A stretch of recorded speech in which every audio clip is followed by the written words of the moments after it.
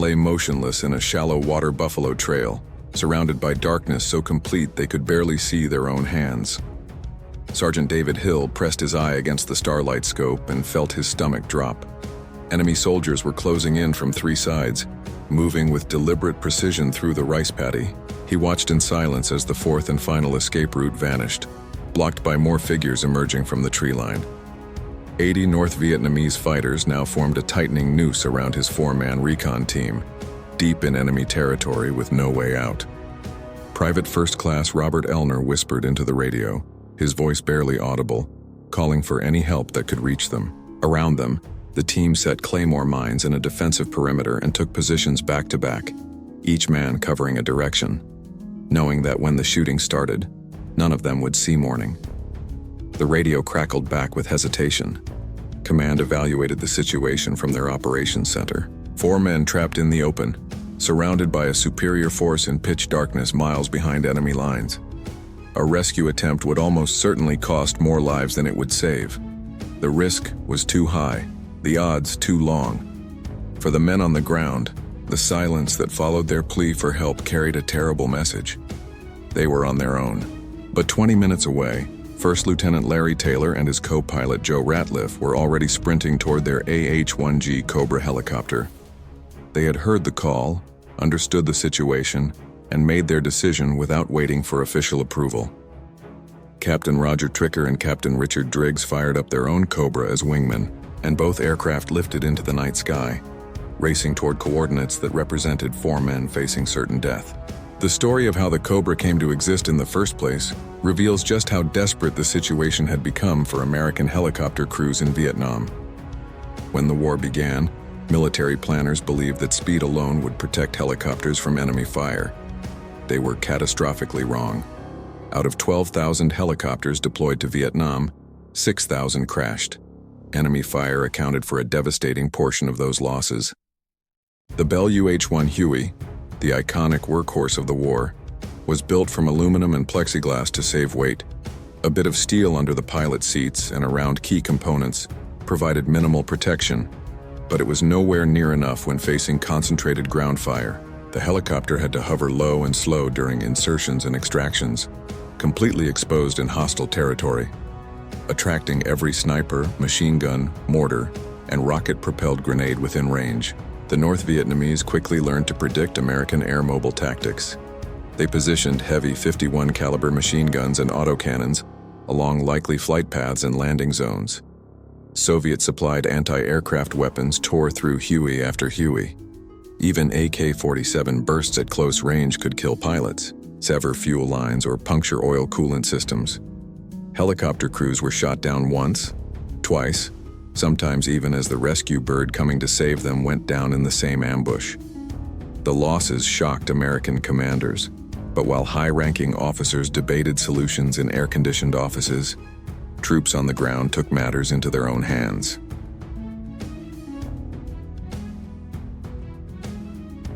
A 4th crew member was added as door gunner, covering the opposite side and laying down suppressive fire during approaches to hot landing zones.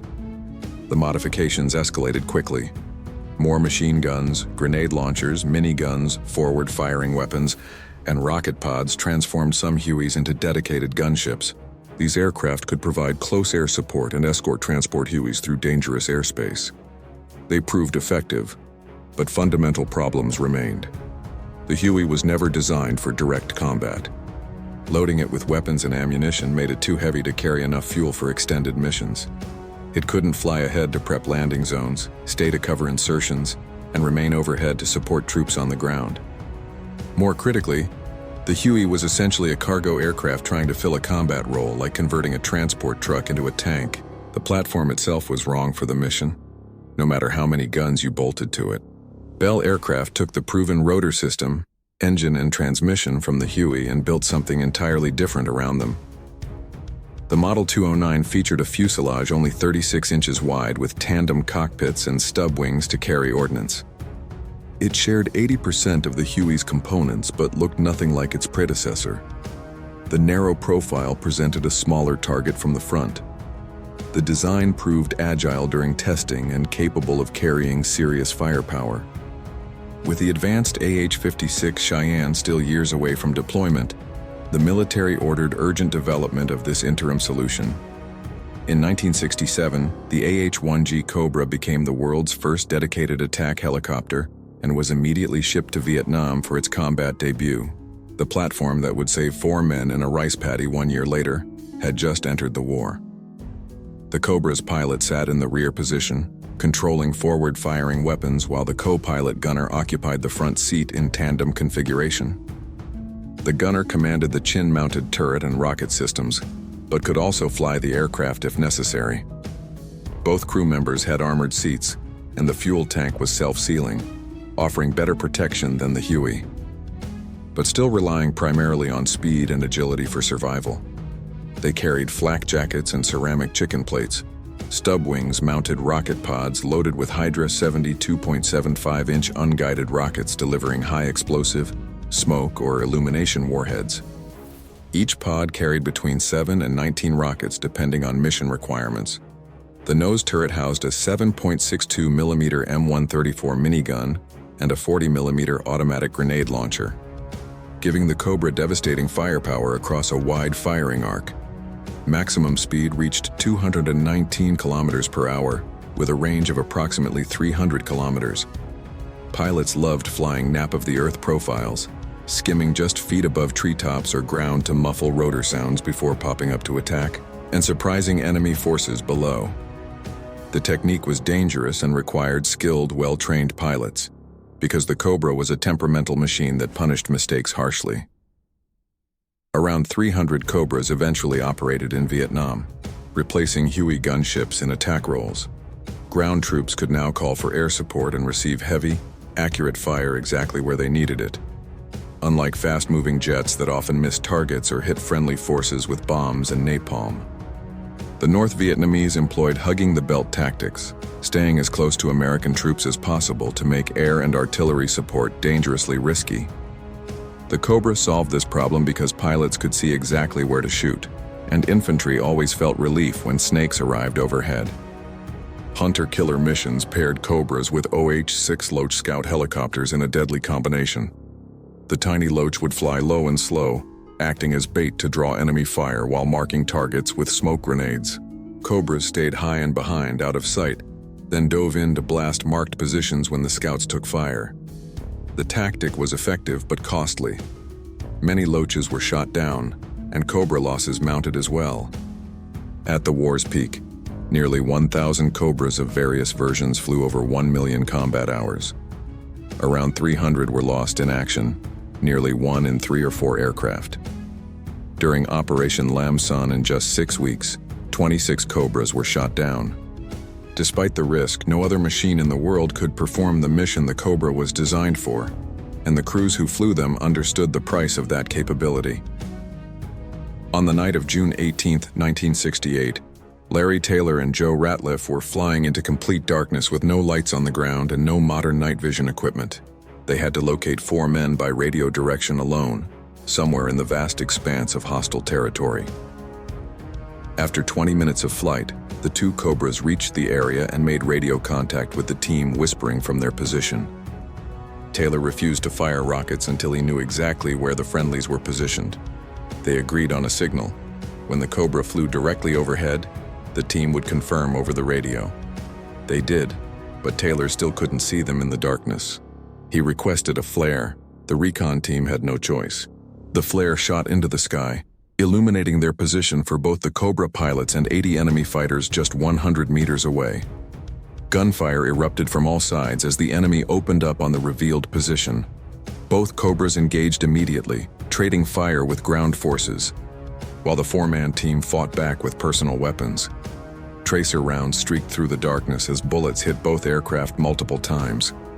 For 45 minutes, Taylor and his wingman fired miniguns and rockets, trying to suppress the overwhelming enemy force while a rescue Huey was requested. Taylor kept calling headquarters, demanding to know when the extraction bird would arrive. The answer, when it finally came, was devastating. The rescue was canceled. Too much ground fire, too much risk, too many lives that would be lost attempting to save 4 men already considered dead. Taylor and his wingman were ordered to expend remaining ammunition and return to base. The recon team would be left behind. Taylor's mind raced through calculations as his ammunition counter dropped toward 0. The team screamed over the radio that they were out of ammo. Taylor made his decision and gave rapid-fire instructions. Position all Claymore mines on one side of the rice paddy. Detonate them and run toward a nearby clearing. He ordered his wingman to fire everything remaining and return to base. Both Cobras unleashed their last rounds and rockets. The guns fell silent, ammunition exhausted. But Larry Taylor wasn't going back to base. He gave the signal, turned on his lights, and made a fake strafing run with empty weapons to draw enemy fire. He wheeled the Cobra around, bringing it down toward the clearing, taking heavy fire. The AH-1 Cobra had no passenger compartment, only 2 pilots. Sergeant Hill and his men sprinted toward the Cobra, throwing grenades. They understood Taylor's offer, jumping onto the helicopter's exterior, clinging to skids and rocket pods. The Cobra sat for 10 seconds. Taylor felt 2 taps. Go now. But he couldn't fly normally. Rotor wash would rip the men off. He had to find an impossible balance. Fly gently enough to keep them attached, yet fast enough to evade enemy fire. They had 20 minutes of fuel for a 25-minute flight. The math didn't work. He nursed the Cobra through darkness, men clinging, bullets searching. Clearing the danger zone, he sat down in a secure area. The men jumped off, asked his name, and saluted before he lifted off, racing back to base. Taylor's Cobra landed with fumes in the tank, the engine practically running on prayers in those final minutes. The 2 Cobras combined had fired 32,000 minigun rounds and approximately 150 rockets, doing everything possible to save 4 lives while directly disobeying orders to abandon them. The pilots received silver and bronze stars for the mission. Larry Taylor's Silver Star was upgraded to the Medal of Honor 55 years later in 2023. Long after the war ended and most people had forgotten that night in a rice paddy, the recognition came decades late, but the 4 men who clung to those skids never forgot. They knew exactly what Taylor had risked and what he had sacrificed by choosing their lives over his orders, his career, his own safety. The decision he made in those critical moments defined not just the mission, but the bond between ground troops and the pilots who flew overhead. When you called for help, some people actually came, even when command said no, even when the odds were impossible, even when it meant strapping 4 desperate men to the outside of an attack helicopter never designed to carry passengers. The Cobra continued its combat journey through the Vietnam War and beyond. While the Huey was mostly withdrawn, the Cobra evolved through continuous improvements and multiple versions. Modern technology was integrated: night vision systems, laser rangefinders, improved 20mm cannons, and better armor. These upgrades transformed Cobra versions into highly capable attack platforms that saw intense action during Operation Desert Storm. Modernized Cobras remain in service with multiple countries today, 50 years after the original design emerged. The AH-1 Viper, with Hellfire missiles, represents the direct descendant of that narrow fuselaged aircraft. The U.S. Army eventually adopted the AH-64 Apache, incorporating everything learned from the Cobra's combat experience. The legacy extends beyond the aircraft to principles of close air support and pilot-infantry cooperation. It also highlights decisions individuals make when orders conflict with conscience, like Larry Taylor. He faced consequences for disobeying direct orders that night. The official rescue was canceled. He chose differently, accepting the price because 4 men on the ground were counting on him. The military culture of Vietnam was complex, but recognized actions transcending standard operating procedures. The awards Taylor and his wingmen received acknowledged that sometimes breaking rules is the right decision. Today, few people remember the specifics of that mission or the names of the men involved. The Cobra itself has largely been replaced in American service by more advanced platforms. But the principle remains: when troops on the ground call for help, you go, regardless of risk. That night in June 1968 demonstrated what attack helicopter pilots could accomplish with skill and courage. 4 men lived because one pilot looked at impossible odds and decided lives mattered more. The Cobra gave him the tools, but Larry Taylor provided determination to bring everyone home. In the silence that followed, 4 men watched the Cobra disappear toward friendly lines. 55 years later, a president would place the Medal of Honor around Larry Taylor's neck. The consequences he faced weren't punishment, but recognition, never forgotten by the men who owed him everything. He broke orders, not faith, and that made all the difference. If you found this story compelling, hit that like button and subscribe for more untold stories from aviation history. The courage of these crews deserves to be remembered.